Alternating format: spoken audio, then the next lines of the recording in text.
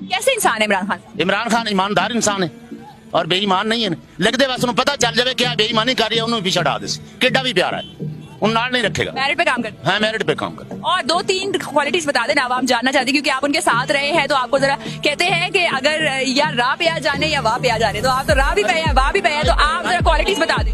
ए bag पे ए bag सारा नोटां दा भरिया होया। बिस्मिल्लाहिर्रहमानिर्रहीम ला इलाहा इल्ला अंता सुबहानका इन्नी कुन्तु मिनज़ ज़ालिमीन। मैं तेन दुआ पढ़ के सुनाई है कि मैं इसका हलफ चुक के कह सकना कि बैग नोटां दा भरिया होया। उन्हें 1000 रुपया लिया है, उन्हें कहा मेरे को पैसे नहीं है, 1000 रुपया कट के उन्हें जेब च दिता है, 1000 रुपया ले ले।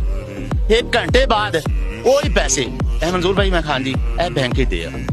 मैं जी ये की है कि पैसे ने तो मैं 1000 रुपया तो मेरे को लिया कादा लिया आना नहीं भाई वो मैं तेन करूँ देंगे ये अमानत है वो पैसे शौकत खान के लिए पैसे। हाँ जी वो